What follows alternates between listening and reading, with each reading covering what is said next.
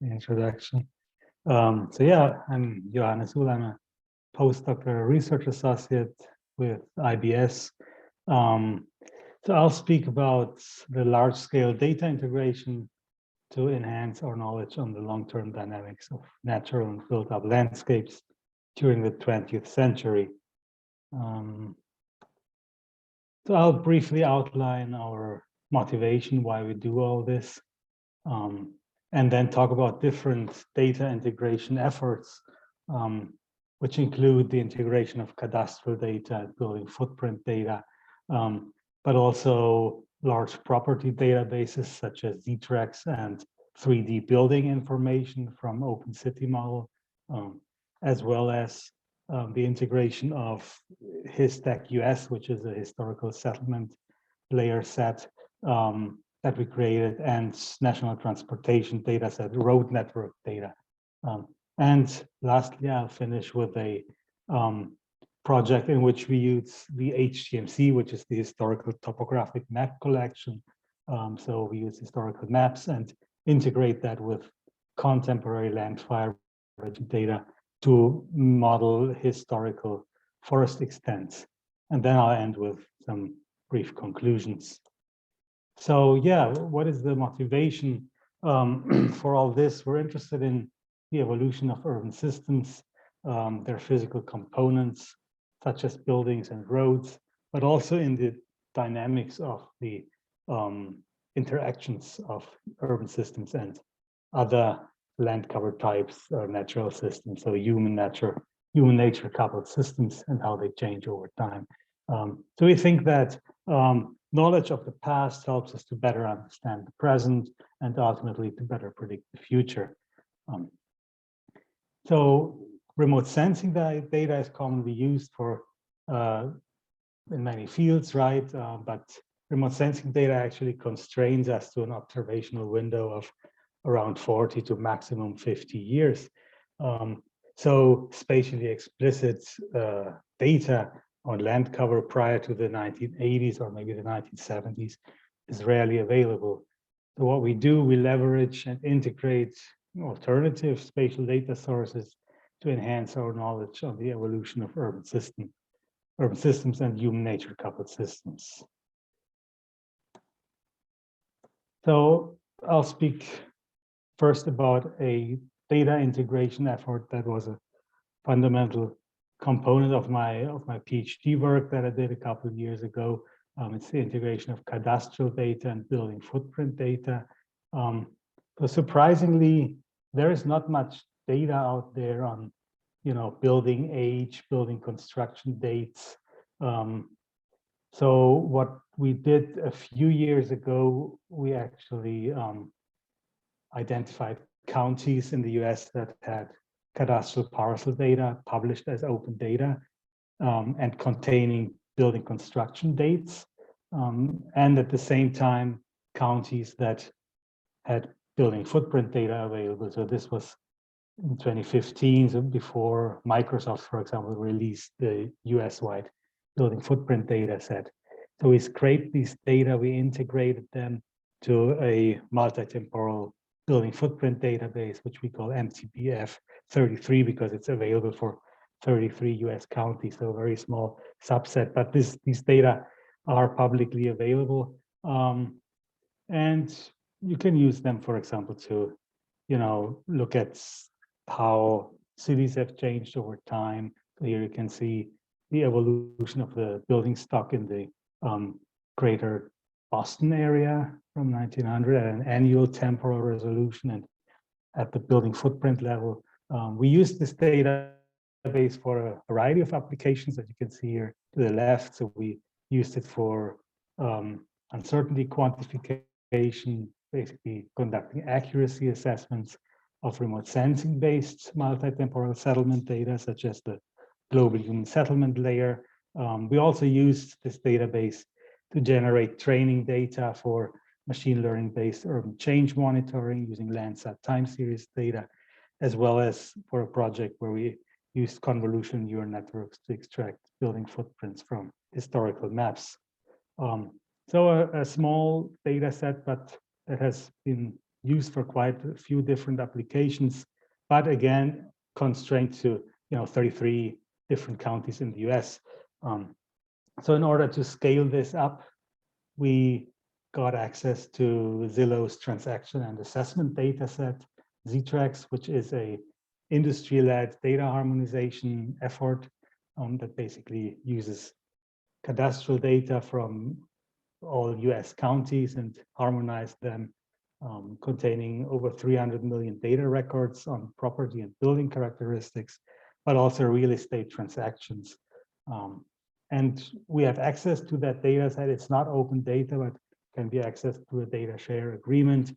Here you can see kind of a schematic view of that data set. So it's very rich in terms of attributes, contains construction dates, land use, indoor area for basically each building or most of the buildings in the US.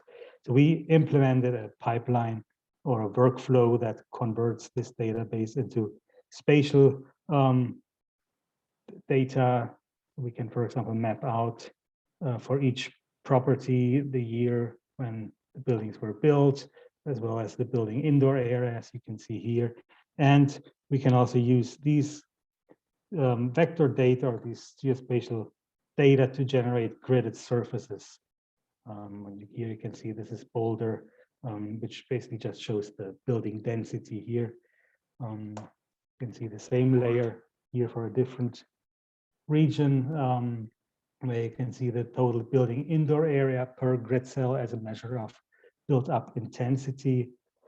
We can also map the number of built-up properties for each grid cell, and based on the construction date information, we can go back in time and map building densities basically in 1970, but we can also even go back much further, 1930, 1890.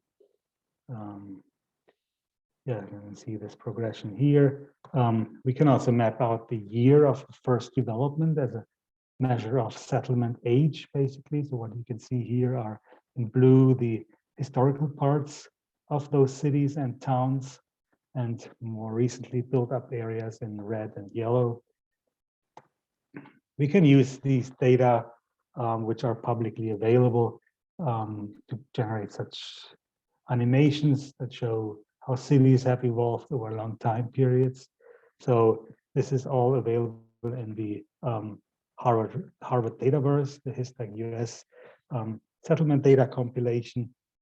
So you can nicely see how these cities have evolved over long time periods. Maybe we can look at this once more. So this is actually the Northeast and this is the Southwest. So it's kind of arranged in a quasi-geographic space. And obviously this is something that you could not do with remote sensing data.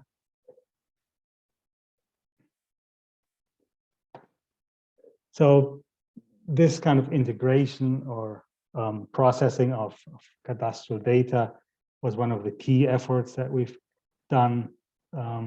We've also used ZTRAX and spatially refined it by combining it, integrating it with OpenCityModel 3D building data. This is what you can see here. So again, ZTRAX as a thematically rich database, but you know, relatively coarse in terms of their spatial attribution. So each property is based or basically represented by an individual point, right?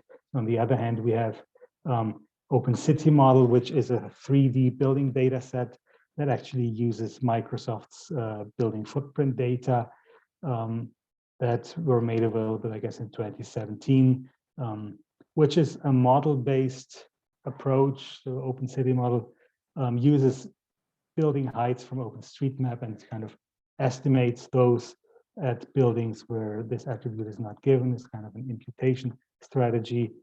Here you can see, I think this is actually downtown Denver somewhere. So what we do, we integrate the thematic richness of ZTRAX with the geometric precision of OpenCityModel to create a kind of a spatially refined version of ZTRAX. Now, this is again, what I've just shown a couple of slides back, which is the gridded surface of the first built up year. So the colors indicate the settlement age. So this is Las Vegas. You can see the oldest parts of the city in red actually here. Now the integrated spatially refined version of ZTRAX would be this. We can zoom in here so you can really see the construction date from ZTRAX at the building footprint level. So very rich and very highly granular. So this is kind of the result, one of the results of this integration effort. Yeah, and we can, of course, now use this integrated product for a range of analyses. For example, we can conduct a building stock analysis over time that incorporates volumetric information. We can do a multi-temporal building morphology analysis to learn how the morphology of cities has changed over long time periods and at fine spatial granularity. And we can use such an integrated data set also to model urban fuels. This is actually another project that in which we apply these data to kind of model, you know, the burnable mass of urban systems and how that has changed over time. So this is a couple of applications for this integrated data set. Now the second or the next integration effort I'd like to briefly outline is the integration of the HISDAC-US, so these historical settlement surfaces and road network data in order to quantify and analyze how the US road network has changed over long time periods. What we do here, so we use these gridded surfaces that I've shown before from HISDAC-US, the Historical Settlement Data Collection. We have these built up areas. This is actually Denver in 1900. This is Denver in 1960, showing here the historical built up density. And this is this first built up layer, so the settlement age for each grid cell. And we use modern road network data from the National Transportation Dataset, shown here for just a small subset of this region, so it's not the same region. We integrate this, we make an assumption that the evolution of settlements and the evolution of the road network is somewhat coherent. So we basically estimate the age of each road segment based on the age of nearby settlements. And we can see this here. This is Atlanta. So basically the colors represent an age estimate for each segment of the road network. We exclude highways, interstates, and major roads here because this assumption of the coherence of settlement and road network evolution may not be true for such major roads.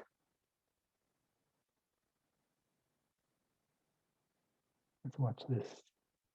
So 2015. Okay, so we can not only do this at the road segment level, but we can also look at road networks within small grid cells. For example, what we see here is Los Angeles and Denver, and these gridded surfaces show characteristics of the road network calculated within 1 kilometer grid cells, measures of network connectivity, of network density, of network griddedness and network curviness.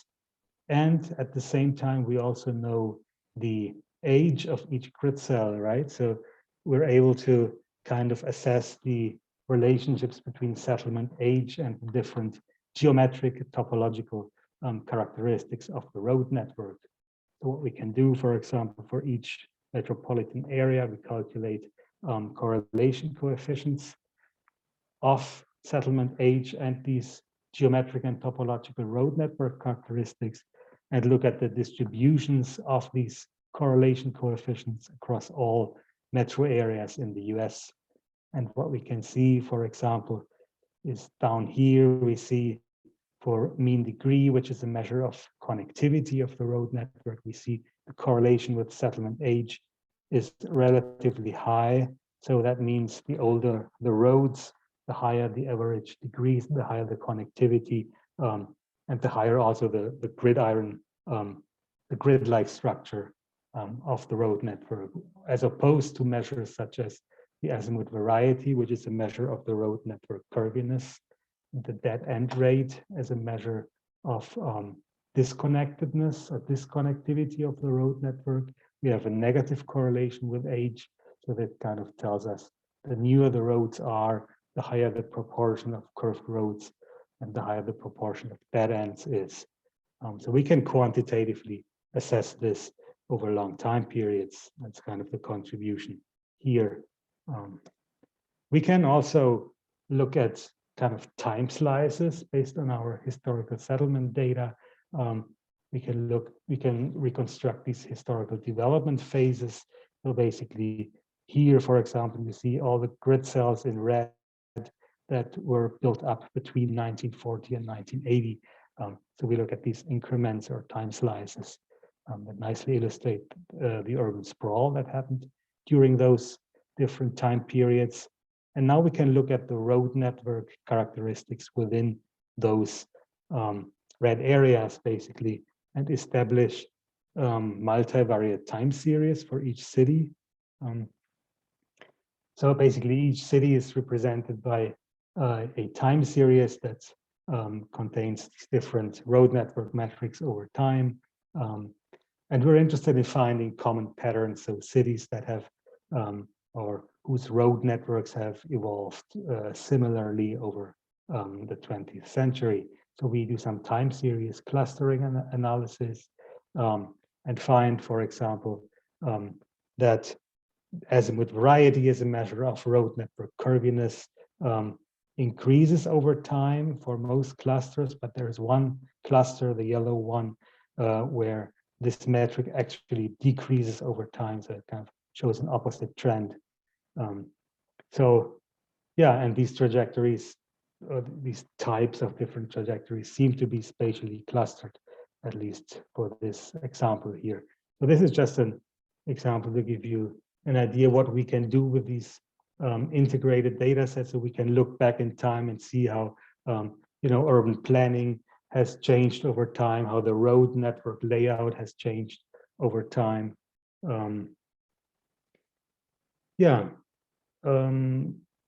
At the last data integration effort that I'd like to talk about is about historical maps. So HTMC is the historical topographic map collection from the USGS, and LandFire vegetation data for historical forest modeling. Before I do this, I'll briefly would like to introduce one of the concepts that we use when we work with historical maps. So we basically assume that by the integration of contemporary data, modern data, and historical maps, we can use this integration to kind of narrow down where we have to look for specific features in historical maps. So what we do here, for example, we harvest color information from this 1893 historical map and attach them to each modern road network segment and come up with a likelihood that each of these road segments already existed in 1893, which would be the yellow segments here to the very right. So we can extract the approximate historical road network, making use of contemporary modern data. And based on this concept, which we applied to roads, we said, hey, we actually can apply the same concept to forests. And I'll show now how we did that. So basically, this historical topographic map collection from the USGS contains over 200,000 maps. And what we can do automatically, they are all on AWS, so they're available in the cloud. We can access these maps based on the metadata. We can automatically remove like the map color, so the map edge or the edges of the actual scanned map sheet to get this. And this is high resolution data. They are scanned at a pretty high resolution. So once they are georeferenced, these historical maps have a spatial resolution of 1 to 5 meters. So it's relatively high resolution. So we don't need such high resolution in this case. So we actually downsample these maps to a grid of 100 by 100 meters. So we average the color information within those grid cells, and then calculate a so-called map greenness index, which kind of highlights the grid cells that have a green color tone, which likely represents forest. And then at the same time, we obtain the 2019 LandFire vegetation data that you can see here at the bottom.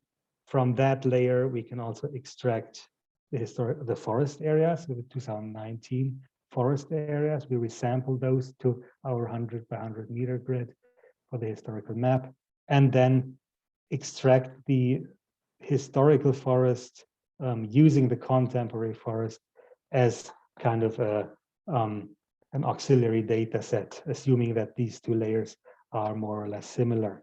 And once we've extracted historical forest areas, we can, of course, do all kinds of change analyses, so forest loss, mapping out forest loss from 1960 to 2019, or forest gain as well in automatic fashion. So here you can see a few impressions of this composite. So I basically downloaded over 50,000 individual map sheets from the HTMC, and we basically identified the earliest map for each location that contains green color, which represents forest. And here you can see an example or a small subset of this composite. You can see how these maps differ in terms of the contrast level, in terms of the color tones. So that's an additional challenge that you probably don't have as much in remote sensing data.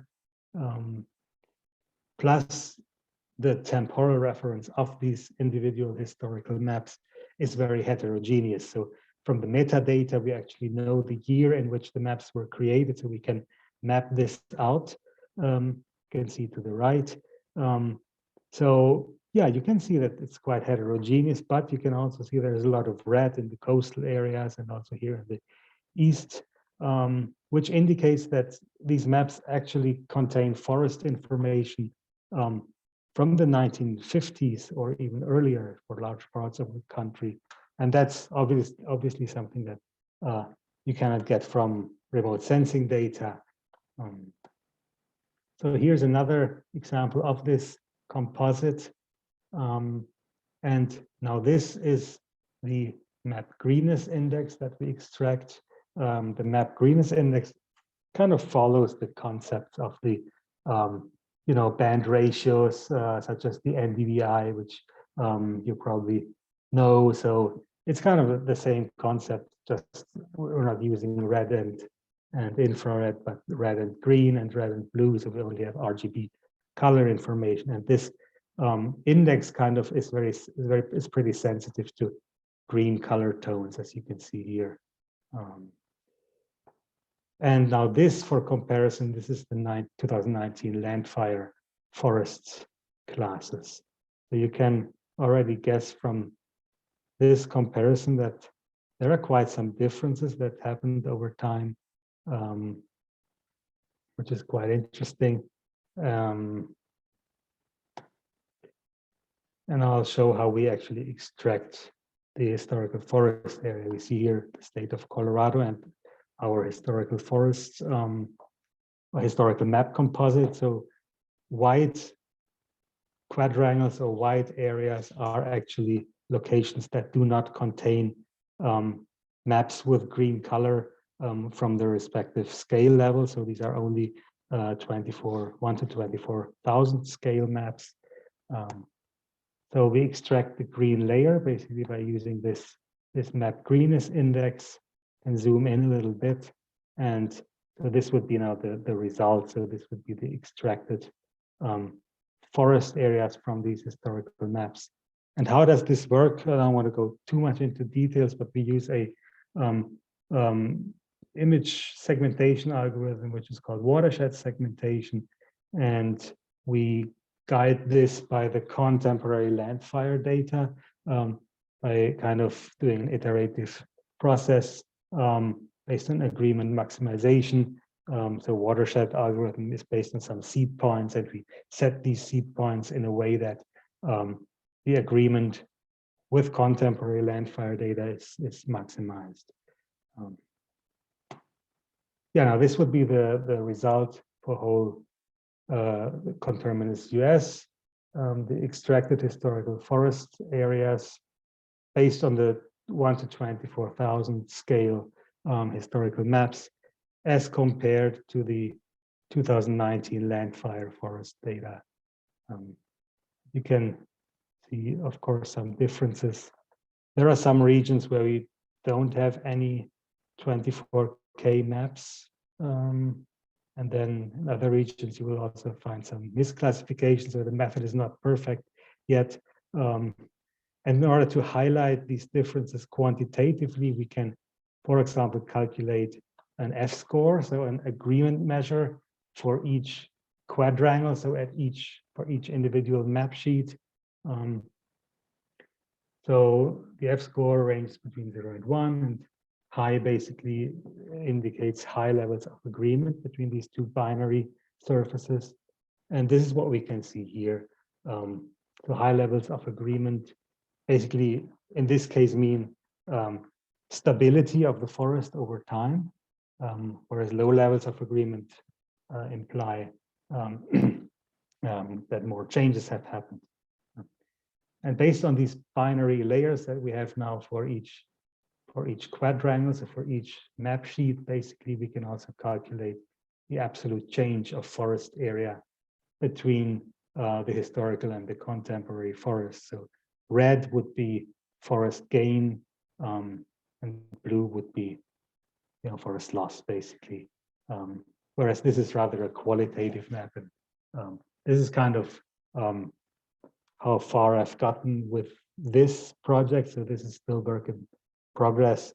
One quantitative comparison that I've done was basically to look at the kind of agreement, spatial agreement of these historical forest areas and historical non-forest areas, and the actual detailed vegetation classes from 2019 LandFire data. So what you can see is that most parts of the historical forest that we extract actually spatially coincides with forest classes from the 2019 LandFire data. But there are also a considerable amount of grid cells basically that are classified as non-forest in the historical data, but contain forest in the modern data. So this can be a signal of forest gain, could also be misclassification or a difference in the definition of how forest is defined in the two data sets. So I guess it's a superposed signal that we see here, and yeah, future work will be focusing on kind of disentangling these different signals. Yes, so concludingly, we've seen that data sources such as cadastral property data or historical maps enable us to expand the observational window at which we observe landscape changes. We've seen that the data integration with modern geospatial data can further enhance the information extraction processes from historical data. And in future work, we will use these data sets to provide more reliable future projections of land use and land cover changes. That's it. Here are a few references and web resources. We actually have a YouTube channel with some animations of our historical settlement data and some publications. So thank you very much.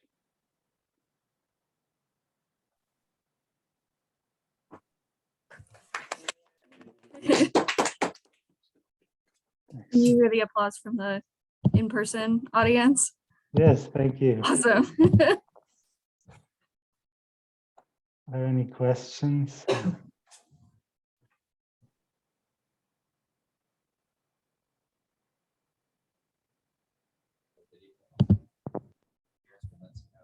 Yeah, I was gonna just change that real fast. No filter, thank you. Cool. Here's our audience in person. Hi, everyone. Anybody in person or online have any questions? Okay, Ty has one.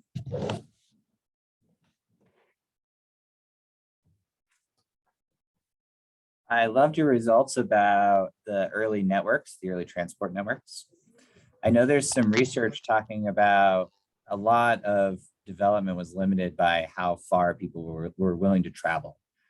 Specifically that it was half an hour in either direction. So when you walked, you were constrained to some transport mode. And then once they had transit, you could move to a new transport mode. And once you had driving, you could move to a new transport mode.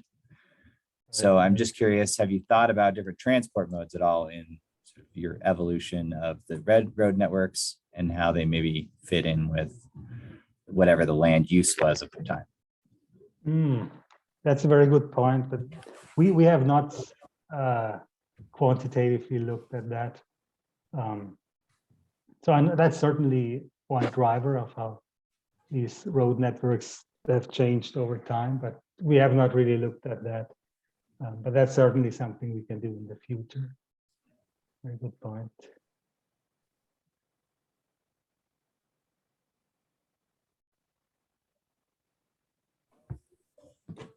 I mean, like, that's just tie with that question. Like, what exactly would you be looking for? Just like looking at the time series of HISDAC in any given city and comparing that to like when trains became accessible versus when cars came online, or like what would it be, like a time series analysis, or what is it that you are asking? Yeah. The analyses that I've seen are looking at travel times primarily. So when, you know, when roads are dirt and you're traveling by foot, then you're traveling by foot speed. And so you sort of need all your accessible amenities within half an hour of foot travel time on dirt. Then you move to horses and pulled on buggies, and now you can just go farther and get more amenities. So your suburbs extend out. So I guess I was just asking sort of what data did they have to inform those sorts of questions, and had they asked them? And, you know, I'm not expecting that you had to answer them, just if you had any thoughts on sort of, how human transport played a role in all of this evolution of a city. Mm-hmm. I mean, there is actually a paper in which they use kind of the number of car owners and look at that time series in conjunction with these, road network changes. I'm happy to point you to that paper, but I haven't really looked at this. Yeah, even just like the before or after the advent of the car, you probably see really different behavior in the city, just generically, like that they're just spreading faster after the advent of the car. Yeah, which is related to the kind of the suburbanization phase when the distance between buildings got larger and larger, right? So we actually all of a sudden do these signals, and so we see these signals in the 1950s, 1960s. Right. And just Johannes, I think it's worth noting that like this is one of the questions that we're looking at for the work with AXA XL, where we're doing like exposure or built up property record forecasting out to 5 years. So we're not really going to train on anything where like it was horse and buggy versus walking. We're going to train on like the assumption of the car. But we are looking to explore like how development changes as a function of the historical trends and where people build and where they might likely build going forward.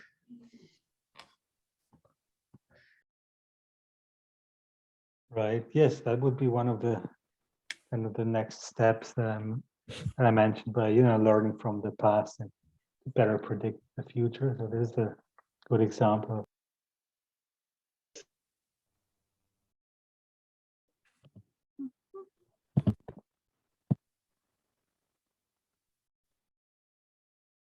Sorry, if you can hear me, we're having a few technical issues over on our end. I can hear you. Well, now we can hear you. Okay, it's fine. It's all. Great. Any other questions from the Zoom room?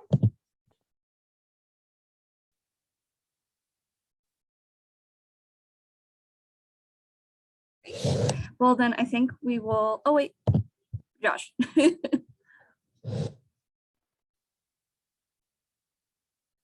was really cool. The whole thing was really cool. Oh, thank you. Thanks. Josh, I'd be interested to hear which directions you think it could go.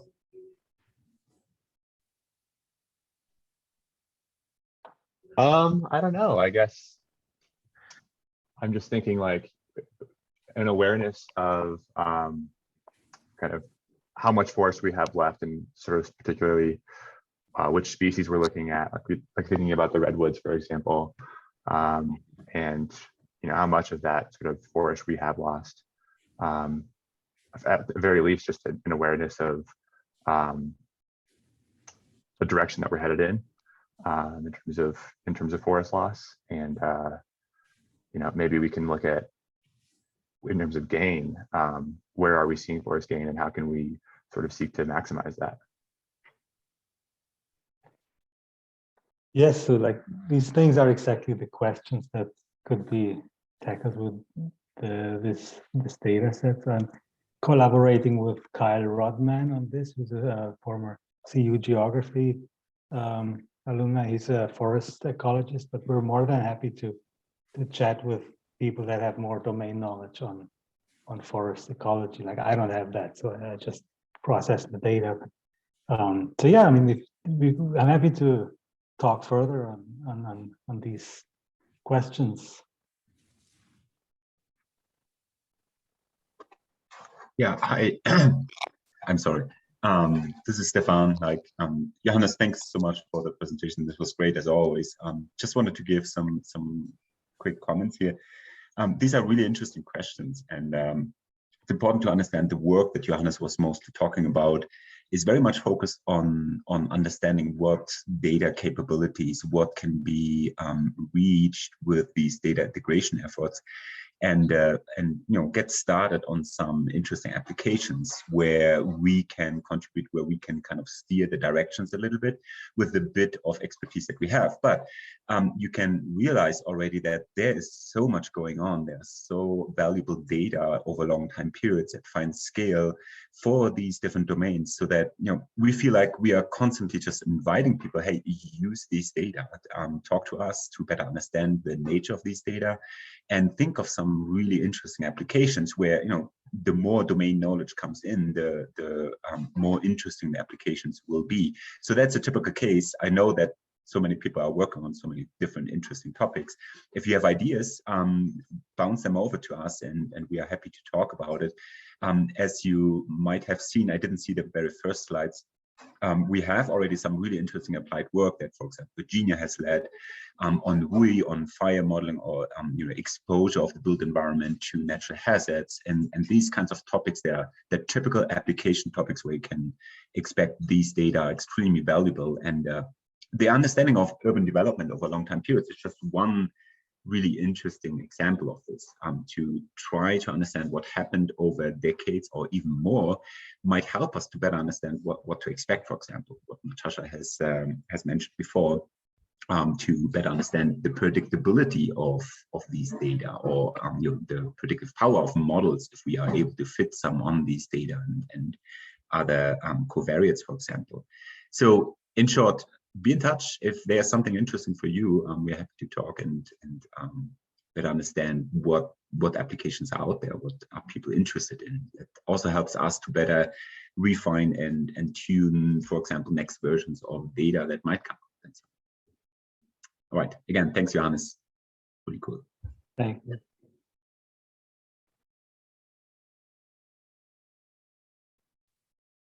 Great. If we don't have any other questions, I think we'll wrap up for today. Thank you again, Johannes. Thanks, Awesome everyone. talk. Next week, we are looking at having Mike in to talk about mega fires in California.